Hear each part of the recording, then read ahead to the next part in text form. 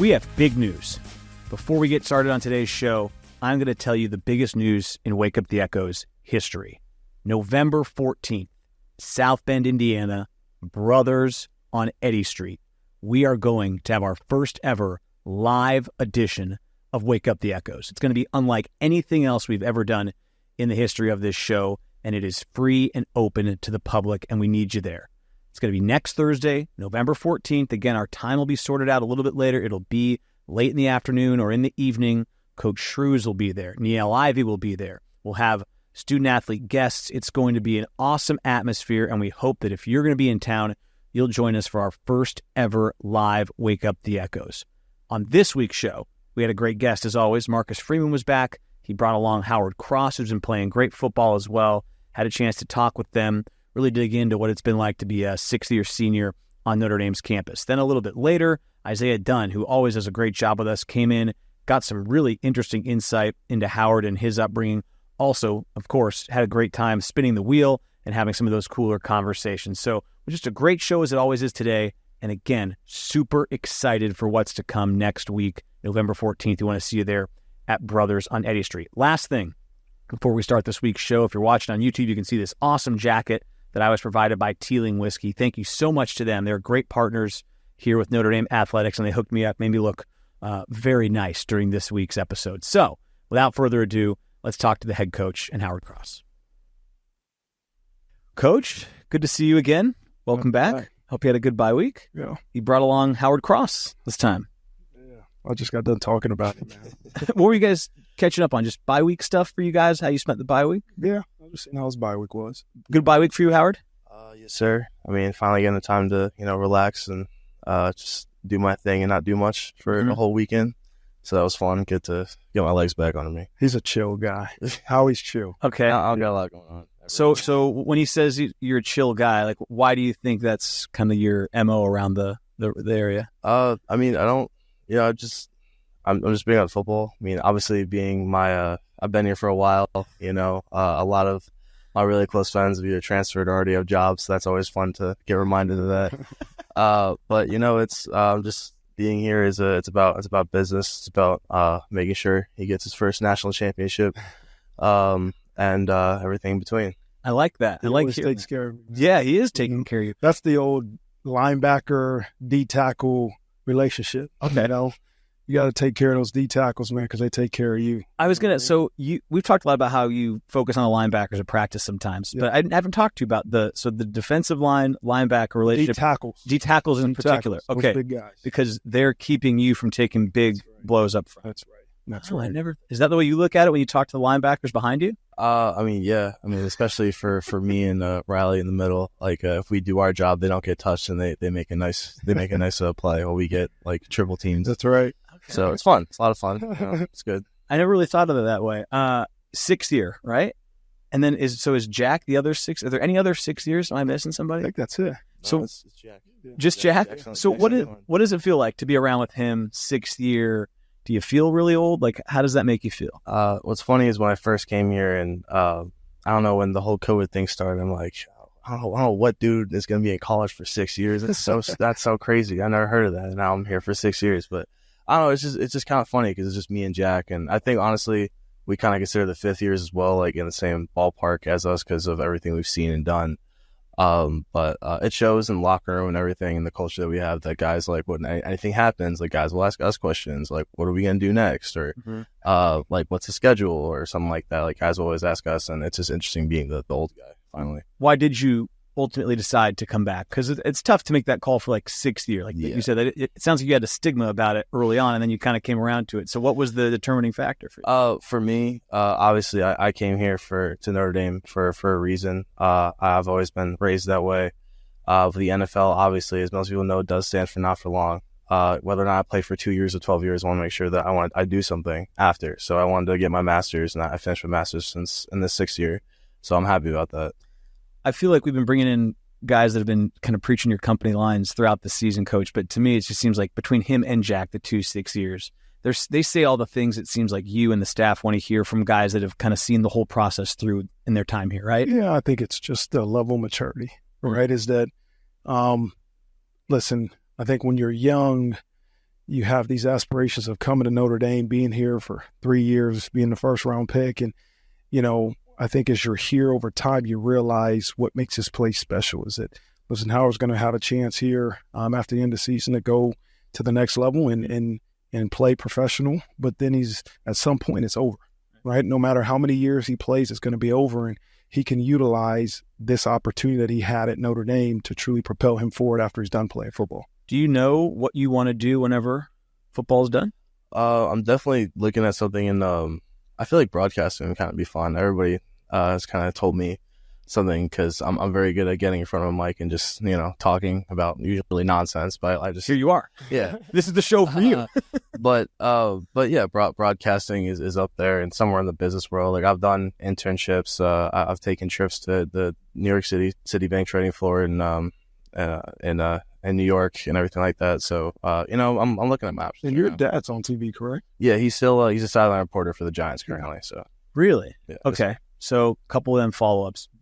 Your dad doesn't count, but do you have like a favorite broadcaster, either growing up or currently, that you kind of look up to or want to emulate if you ever go down that path? It's not looking up to. It's more like entertainment factor. Okay. It's just like the way that they just kind of, I don't know, they kind of just talk like whatever's in their head. They don't really care, especially in like the sport world, like Stephen A. Smith. Like I know it's like he has a wacky way of doing things, but he just doesn't care what people think. And I think that's the funniest thing ever. Okay. Like Charles Barkley and Shaq on and that whole crew on the NBA thing. Just like it's like That show on TV. Yeah, it's not like a business like type of like conversation. Like they're just having a great time, and I think that's kind of what I want to do if I ever decide to go into broadcasting. I haven't asked you, Coach. Is there a show, that could be like a sports show like he's talking about, where you kind of admire the broadcaster? I mean, Inside the NBA is the easy answer. Yeah. Or do you have go-to shows you watch at all? Or No. I don't have much time for shows. Okay. You know that. I grew up as a kid. We watched Wheel of Fortune. Okay. We did it with Pat Sajak, Yeah, great broadcaster. Yeah. And then I was a Price is Right guy when I was growing up with my mom. Yeah. But yeah, I don't get a chance to watch many shows. Ryan, I got to give a shout out to Ryan Clark. Obviously with Jordan being here. Yeah. He's amazing, man. What he does and how he does it on ESPN. I tell him every time the TV's on, and sports are on. He's on a lot. Clark. Yeah, it's crazy, man. It's crazy. You mentioned your dad. He played for the Giants as well, correct? So what did it mean to get to go play that game a couple weeks back in MetLife, be close to home? What was that like for you? Unfortunately, it wasn't in the same Giant stadium, but being there, I think if I remember correctly, I played 2 games there in high school for the state championship, won both of them. Beat Bergen, Steve Angeli. Hope you're watching this. But I remember like the first thing I walked in, it's been 6 years since I've been back there, and the first thing I did, I called my dad before every game starts. I'm like, I remember this place being a lot bigger than last time. Obviously, I've grown and gotten into, my position, but I don't know. It was just interesting seeing that, just the difference that it made when I went in there. But I was like playing, like I remember like playing on the field like as a kid, and like watching all the games. It's just like now I'm like playing on the field, like, and I'm just so close to what I want to achieve, and that's just really interesting to me. I think it was in the old stadium. Very a bad memory, but my most vivid, I think it's a Giants game, right? Was the Deshaun Jackson punt return. Do you know what I'm talking about? Like 2009 or maybe 10. He like fumbles the punt return, runs it back, houses it to win the game. Yeah, you know what I'm talking about. I'm sorry, I didn't mean to bring that up. When I think of Meadowlands, I think of that. Was that so? The Meadowlands, is that where the horse track is now? Yes. When we were coming in, okay. Yes, sir. Okay. Yeah. I'm really sure I think it was on the other side of the horse track. I don't know. It was somewhere around there. But I remember my dad took us there a lot when we were kids. So. Yeah. What was it like growing up with a dad that was in the NFL? It seems like an interesting life. Obviously, being a kid, I thought it was like the coolest thing ever. I'm like, I told everybody, like my dad played in the NFL. Like I know all these people. Just like going out to the supermarket and like we get stopped like all the time. Like, oh, you're Howard Cross. Like, oh, these are my kids. Like, that's great. Can I have your autograph? But I don't know. It was just interesting. And now like I don't know. I think it was maybe like in 7th or 8th grade. I was like, yeah, this is cool, but like I want to be known as Howard Cross, not Howard Cross's kid. Like I want to be known as like Howard Cross III. So I love my dad. I still want people to know that I'm his kid for sure. But like I want to write like my own legacy, if that makes sense. That seems like the tough conundrum for kids of athletes that have had a lot of success. Is like you obviously take a lot of pride, I'm sure, in what your dad's done, but you want to be known for paving your own way, right? You find that to be difficult, or? I mean, it's working so far. I'm getting there. Good job, man. I had a funny moment with my friends or my sister. Like, I looked up my name. Like, the first thing that came up was me and not my dad. That's a big step. We're a step closer. But I don't know. I just thought it was funny for me. Why do you've got a few guys on the team that had dads that played at the highest level. Just why do you think there is such a desire for them to have their kids and they want to come play at this university? I think I heard was Benjamin Morrison maybe talking about it, like why he wanted to come here. His dad pushed it. Ryan Clark's kid transfers here. Is there a reason you think that is, that they see Notre Dame as such a viable place for them to go? You know, I think for a lot of them, when they were in college or maybe the early years of the NFL, was when Notre Dame was the only – listen, I know that you watch ABC and all those things, but everybody knew about Notre Dame, and they still do to this day. But that might be one reason. But two, I think more than anything is that those guys that have been in the NFL, have played in the NFL, understand it's over, right? And so when we're able to continue to convey the message of, yes, if he's destined to be an NFL draft pick and go play in the NFL, we all know he can do that at Notre Dame. But two, when we continue to show them what this university and what the education and the network could do for them when they're done playing, I think those that have played in the NFL truly understand, okay, it's going to be over like this. Go somewhere where no matter if you're the first round draft pick or you play in the NFL for how many years, you can truly propel yourself forward in life because of your education. Okay, I want to shift gears a little bit. As you get set, obviously sixth year, you're going to wrap up soon. What's maybe the one or two things you're trying to soak up here in your final time at Notre Dame? Obviously being an active member of the Notre Dame football team, I want to try and get as many connections as I can. Obviously, that's been very important to me, like for obviously after football and everything like that. But current Notre Dame football player means a lot. So I try and speak to whoever I can. I think Justin Tuck came in and had like a really good talk with us about how I think he's the vice president of Goldman Sachs. And like when they won the Super Bowl that one year while everybody's out partying, he was like, yeah, I was out talking to CEOs and like top people and like the business world. And now he has a great job. So I kind of try and do that mentality where I'm trying to have a great game. And I Tom Mendoza text me. I'm like, oh, how you doing? Yeah.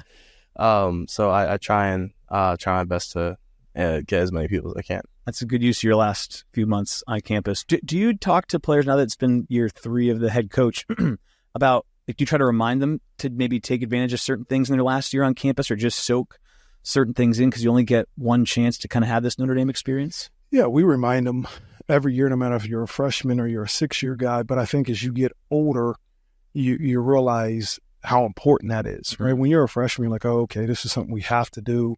We have the legacy weekend. We have this networking night. But as you get older, you really are intentional about making those connections because, as Howard just said, they're not always going to be available, especially when you're done, right? And utilize it while you're here, while you're playing it. You have it, in the palm of your hand. And so I just think the older guys understand it, and it's more meaningful because they realize you're getting closer every day to being done playing football.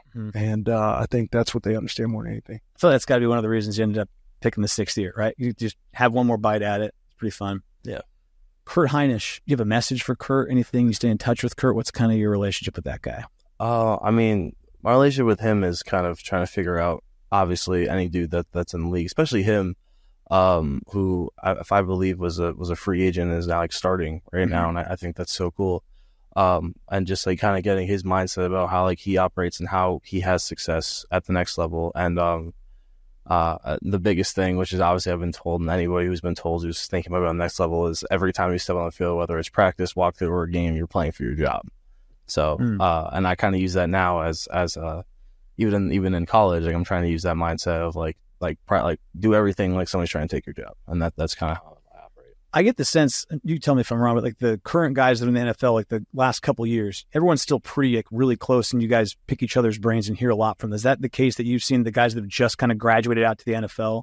There's a lot of discussion between those people and how to kind of navigate the next level when you get there. Yeah, I mean, like everybody talks about, Notre Dame is a different place. We all are kind of friends, no matter what position you are, how old you are, what age range you are. Like we all like we all still talk to each other. Like I think I still have my defensive line group chat from back when I was a freshman 6 years ago. We still texting it from time to time. But like for the guys that are the next level and guys that are considering it, everybody is like, oh, like what's it like? What happens? Like what's the skill level? Like are you doing well? Like what can you do better? Like that kind of thing. So it's always interesting to talk about.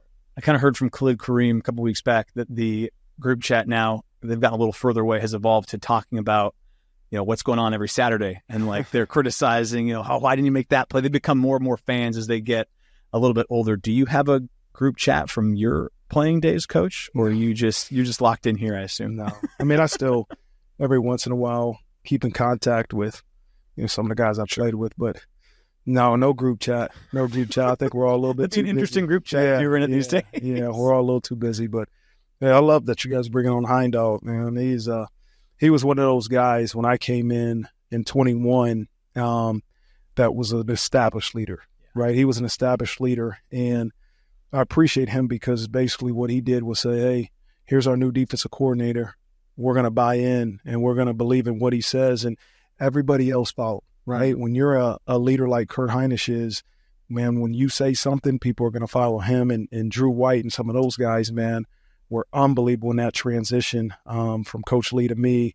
But I often text him, I give him a hard time, man, like this new 41, Donnie, this new 41 is making me forget about the old 41. He's doing a heck of a job. But, Kurt's such a big brother. He's always like, hey, tell him to practice harder. Tell him he has to, use his hands more and things like that. But, the thing I think about Kurt Hinish, same with Howard Cross, is that great players at Notre Dame, no matter where you're drafted or undrafted as Kurt Hinish was, you got a chance to make a difference in the NFL. Yeah. Like I was surprised he wasn't drafted, but I wasn't surprised when he becomes a starter in the NFL because he was a great player here. Mm-hmm. And he worked his tail off. And for some reason or another, he wasn't drafted, but I knew Kurt Hinish with the right opportunity was going to flourish. And the same thing with Howard Cross. Obviously, Howard's going to be drafted at some point, but Howard's going to do great things in the NFL because he's a great player in everything he's asked to do here. Coach, appreciate the time. We'll let you get out of here, and we'll bring Isaiah Dunn in. All right. Thank you. Okay, Howard, you slid over, and our amazing co-host, Isaiah Dunn, is back. Great to see you. He really kind of runs things. Once he gets in the seat, it's kind of his deal. I just follow along for the ride. But this is really one of my favorite segments of the week, and it's called Spinning Your Wheels. It's presented by TireRack.com. You see the wheel right there. Yeah. We're going to have you give it a spin and see what game we play today. No? Yeah. You got to spin a little harder than you think. This or that. I've got a this or that card for you. Okay. I've got 10 this or that's. Our guest always goes first. Yep. Then Isaiah gives his input, and you guys kind of hash it out. And then if I feel like I need to break a tie or just get my input, I get in there. But okay. These are pretty straightforward, but they're good topics, okay? All right. Number one, would you rather eat out or cook? Oh, depends on the situation, though. You know what I mean? Like, sometimes you like to cook by yourself. But, see, for me, though, I'll probably cook. I like to chef it up, I'm not going to lie. What's your go-to? Bolognese, I make ossobuco. I'm trying to get into, like, ramen and stuff like that. Isaiah's shaking over here. When are you getting invited for dinner? Yeah, I'm going to not say what I cook after that. I'm going to go like grilled cheese. my cereal and my tomato soup, I stick with that. But I mean, so you like cooking? So you're a chef. I heard one thing too. You said cook for one. So my thing with cooking is I have to just cook for at least more than one because I hate having to clean if it's just to feed myself. Do you know what I'm saying? Oh no, I said that wrong. I like cooking for people. Okay, because it's good to appreciate if you're like, oh yeah, you can cook. Okay, yeah, I know I can cook. Brings people together. Yeah, it's great. But I mean, it's fun. I like really like chef it up. Like cooking is like a big thing in our family. Like my grandmother's 93 years old and will still, like get angry at us when she doesn't let us make her, or she doesn't make a 5-course meal for us. So I think I know. After the Yankee Stadium game, we're all hanging back and we're going to the Cross family Thanksgiving. That's I think where we need to be. Wow. Oh, what are you? Well, I'm to go eat out for sure. I've been blessed with my mom. She's a great cook, which means I haven't had to really cook. So I've learned from Alexa. She's made me a lot better. But besides that, I'm not a pro like it's the old double-edged sword. So, like great cook at home, but you've not picked up the skills. Exactly. Shout out to my mom. Okay. Fantastic. But maybe she should have taught you more skills. Yeah. Okay. All right. Same vein. I see a theme here, actually. Pasta or pizza? Pasta, for sure. You just said bolognese. Well, you could do so much stuff with pasta. It's not just one thing. You could do like a meat pasta. You could do like a seafood pasta. You could do like just a regular you could do a lot of stuff, man. Mm-hmm. And just like, I don't know, pizza. I mean, you can, but like at the end of the day, the base is the same. Yeah. What are you going with? I think it's a trick question. Here's why it's a trick question. If I had to eat one meal for the rest of my life, I think I can eat pizza more consistently. But if I'm in the mood for both, I want pasta. Like I want. I would have gone the other way. I would have said pasta's the more sustainable regular meal. Pizza's kind of the one-time treat. Looks like we're gonna have to differ on that. Howard and I are on the same page. That's fine. Sorry. Yeah. Okay, these are different. Sushi or steak? Sushi. Steak. You guys would not get along at a family dinner. It depends where you get it from. Yes, it depends. Seafood's always going to come down to that. Yeah. Are we going to Nobu? Because I feel like it's really easy to mess up sushi. You'd be in a bad place. Oh yeah, it's not as bad. Just like it's great or it's not. Like there's no in between. I agree. That's what we talked about a lot of these topics throughout the weeks, Isaiah. Right? There's basement floor or no, basement ceiling. Basement and floor are the same thing. I got you. Yeah. We're saying that the ceiling is high for sushi, but the basement is low. Is dangerously low. Right. I agree. Okay, spicy or sweet? Sweet again. Like, it just depends on the food, man. I think sweet in general, though. Like, I'm a spice guy. Me I too. can be overwhelmed by sweet. I can only have so much of it, then I start to not feel great. Spicy, I can take it on for a whole meal. I'm gonna go spicy. You want to change? It looks like you're maybe thinking of changes. You're conflicted because there's so many this is so hard. Okay, overall, yeah, it would be spicy. So I'm thinking of like specific, spicy for sure. We converted them. Yeah, it's always fun. I could change. Okay, I'm going to modify this a little bit. This says soft or crunchy. I'm going to go with, and I have this running tally, crunch or mush. That makes it worse. It's so much better. Nobody's going to look at food like, yeah, that's mushy. I want that. No. Mashed potatoes, they're mushy. Mashed potatoes are mushy. They're not soft. They're mushy. I mean, I'm going crunch. I'm going crunch too, but like it's just you have to have differential. Like you can't eat something soft and then like eat something hard. Like if I eat eggs and I bite something hard, I might flip out. Like that's just. Let me give you the theory here. I'm going to try to convert you here. The best foods are crunchy and mushy. So for instance, have you ever gotten froyo? Froyo. Is it better with the Kit Kat mixed in or worse? It's better with Kit Kat mixed in. A little bit of crunch to add to your mush. If I have a French onion soup, if I just had the mushy onions and the broth, it's okay. I tack on the crunchy bread and cheese, it's better. The pasta, we add a layer of cheese, crunchy, broil it. The crunch and the mush complement each other. It makes sense.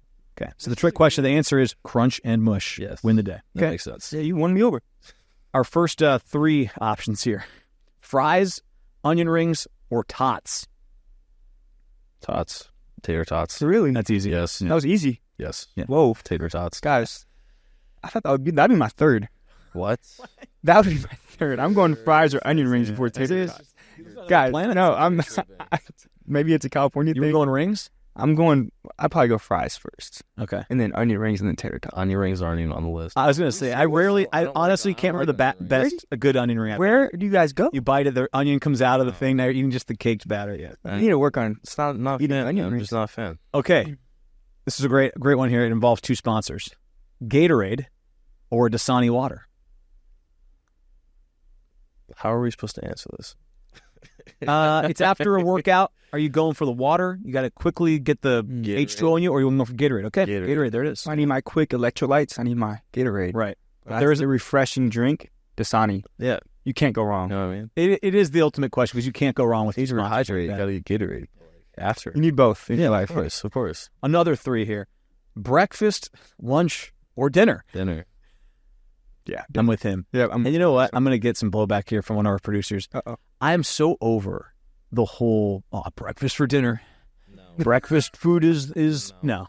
Dinner is for dinner. I'd have dinner for breakfast. I would have a chicken parmesan at 8 a.m. if I could. Right. The only time that's successful is if like you go to a diner at like 2 a.m. or something. Waffle House. If you go to Waffle House, it's like then you can get the breakfast. yeah, but like If I'm sitting down, I have people over. I'm not making them a stack of pancakes at like 8 o'clock at night. No one is ever laughed out of the house. No, like what are we doing? Yeah, Grandma should be upset if you were making pancakes. For sure. You're making bolognese, right? Wow, this is good stuff. I'm gonna save this. I'm gonna flip these. You can only have one beverage. Can't be Gatorade or Dasani. I already covered them. Only one beverage for the rest of your life. What's it gonna be? Vitamin water. Oh.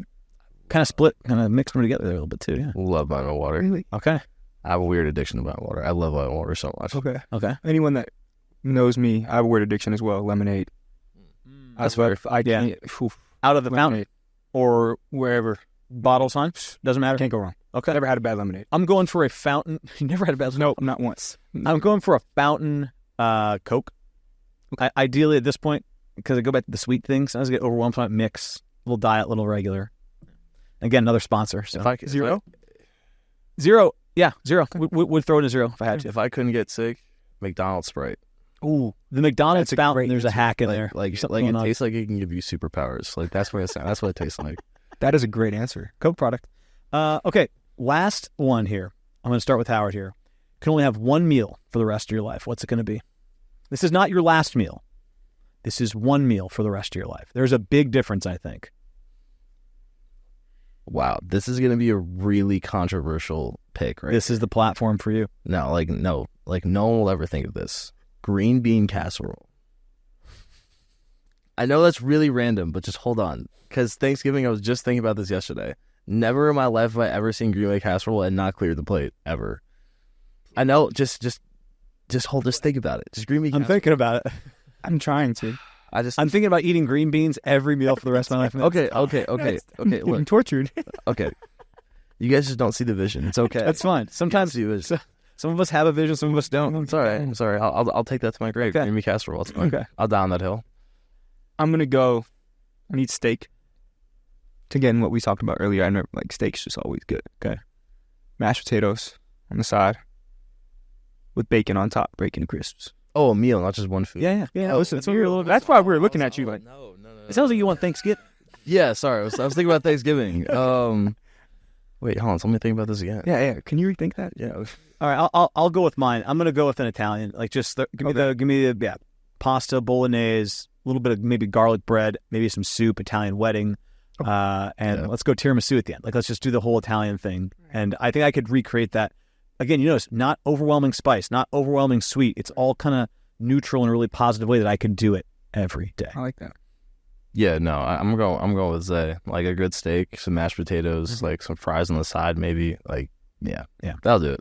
Okay, those are all fair. I think really good topics. We did a good job of unpacking some controversial takes. Forget the green bean casserole for it. Yeah, that was It's okay. It took a winding journey, but we got there. It's okay. We figured it out. All right, we're going to take a break and come back with our next segment. Let's do it. All right, great discussion, guys. We're going to now transition to our Cooler Conversations segment. It's brought to you by our friends at Yeti. I think maybe our best transition of the year because we just talked about drinks. Mm-hmm. Got some drinks in the cooler here, Howard. I've got all Coke products, Dasani, Coke, Coke Zero. Can I interest you? I'll take a Dasani, of course. We haven't yet had anybody cross the threshold. Yeah, Dasani, please. Okay. Thank you. I was talking a big game. I am going to go with my first Coke Zero of the year. Okay. It's a big day. It's fair. Yeah. Sorry. Big day. I'm saving the regular Coke for end of the year. Okay. But Coke Zero. Get you.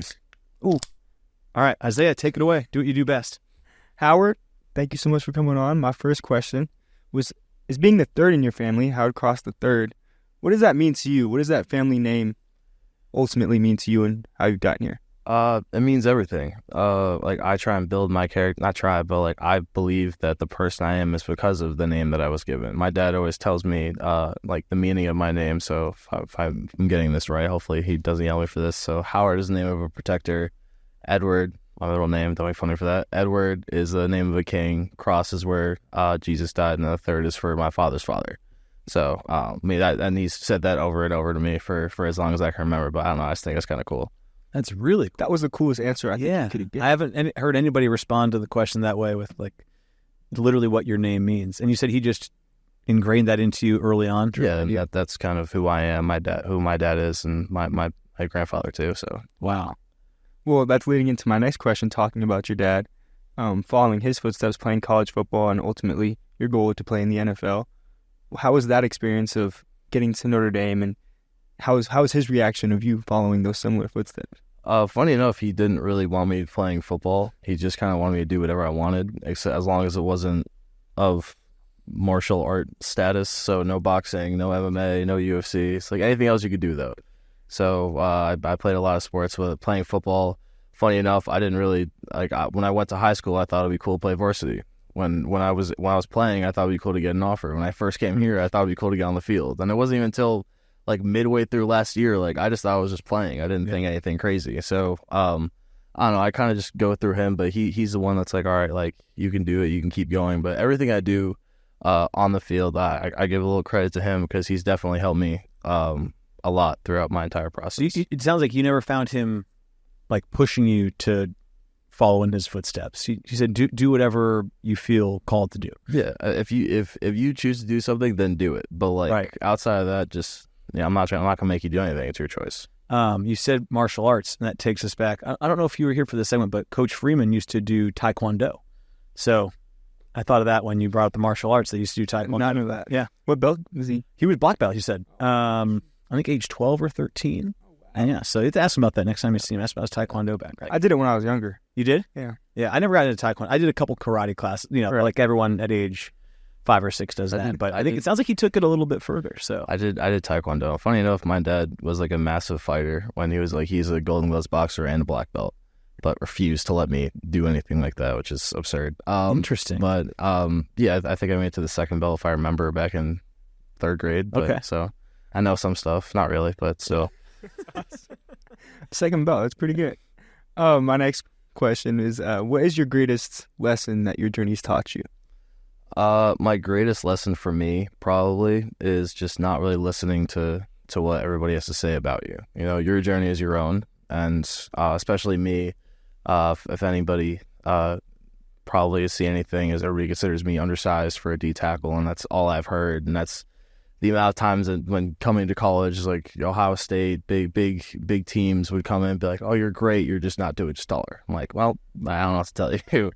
And it's kind of the same for where I am now, going to the next level. It's like, oh yeah, like fantastic, but I mean, you could just be 2 inches taller. Like, and then Aaron Donald's retired and probably arguably one of the best defensive players of all time. And I think the official statement by like the Rams or something like that was, despite his size, great player. So obviously that's not going anywhere. So I just kind of use that for me as like, look, like no matter what happens for the rest of your career or the rest of your life, people are always going to be, and football wise, are going to be looking, not expecting a lot from you. Yeah. And use that. Use like, keep pushing, like prove everybody wrong. That's kind of my whole thing. Okay, so I'm going to try to follow up with the question here, try to have you help me understand what you mean. So you say you don't listen to the criticism, but it sounds like you hear it. Oh yeah. So where do you hear it, and how do you train yourself to not listen to it, if that makes sense? Because I get the sense like that's a real challenge for all athletes this day and age, is to hear it but not listen to it. Yeah, I worded that pretty poorly, but no, I think you worded it well. I think because you hear it but you don't listen to it. Yeah, and there is a huge distinction. Like like whenever Emily says like, oh yeah, you're too small, like anything I can't control is like, I can't control. What do you want me to do about it? Just tune it out. But like for example, when people didn't know who I was, like I know like the first my first camp coming here was like I lined up against Aaron Banks, who's the guard for the 49ers, and I still remember like he just kind of like side-eyed me. He's like, who is this little kid like sitting right across from me, came out the ball, and I hit him and I like put him on his back, and he's like, whoa, wait a minute, and like I still remember the entire offensive line was like, who is this? Okay. So and then like when I started playing, it was the same thing. Or guys like I could tell like we're in like oh who is this dude? And I come off the ball and I hit him, and they're like, whoa, wait a minute. So I don't know, just I use the process to get better essentially. Like I don't listen to the fact that anything I can't control I don't listen to, but I use it if I can to promote or to get me to go faster. Okay, gotcha. And it sounds like it can give you the extra motivation as well when people try to use the things you can't control, and now it's like, watch this, because I'm just a little bit shorter, that's going to really matter. And then when it's mano a mano, yeah, you use it to aspire, right? And that's pretty cool. It seems like a tough mindset to get into that, because like if I hear things, I'm probably listening to them. Like, dang, I guess I'm not looking great today. Now your jacket looks great. It does look good. I like this. I think it looks good. I'm loving it. I'm loving it. Yeah. And my last and final question is, what's the biggest misconception about Howard Cross III? Is I'm not just a football guy. Like, I like doing other things outside of football. You know, obviously I'm a chef. I consider myself a chef. Covered that. Yeah. But like I like doing, like, I'm not just a football player. Like, I try and, if I can, just in my social life, just try and distance myself from being a football player, because I want to be known as a football player. I want to be known as like Howard, if that makes sense. We talked about before you got here, maybe going into broadcasting after thinking about it. Remind me then, maybe business, or what was the So it was secondary? business and broadcasting. Business and broadcasting. So what are the degrees in? Because you have 3 degrees, right? Minor, major, and master's. Yes. Okay, so what did you study while you were here? So while I was here, I got a minor in economics, a major in industrial design, and a master's in nonprofit business management. So Covered it all. yeah, tried to at least. And was it hard to manage all that? Yeah, it was hard. Obviously, going to come to Notre Dame, it's a really hard school. But I mean, obviously, if you put your head down and you just put your mind to it, you can do it for sure. Yeah, I feel like it's easy when you're on the football team to get pigeonholed as just a football guy, because that's, again, people see on TV and they think about football first, but you get to sit down with guys. Isaiah knows this. I mean, you're teammates with him, obviously, but even just talking to the guys on the couch this year, you learn so much about everyone if you just talk to them for 10 minutes, and very little of it is about football. Like, we covered almost no football today.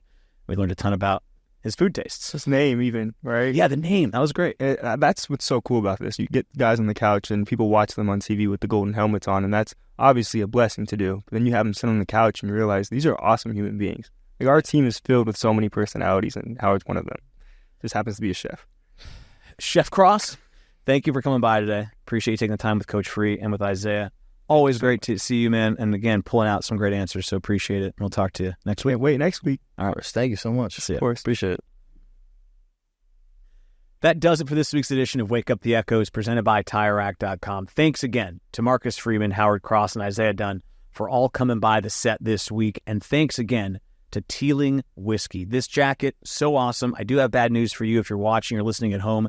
It is not available for sale. They were just so nice to send me one. I'm very appreciative of them handing it to me. So it was so fun to wear it on the set. You cannot buy one online, but if you're of age, I do recommend checking out Teeling Whiskey. They are a great partner of Notre Dame Athletics. Final reminder, before next week's live show, I want to tell you that we're going to be at Brothers on Eddy Street, November 14th. Once again, it's open to the public, so if you're in town, come on by and hear the conversation live and in person with Coach Shrewsbury and Coach Ivy. Should be so much fun to do one of these episodes in person, in the flesh, on Eddy Street on November 14th. Until then, we'll talk to you next time on Wake Up the Echoes.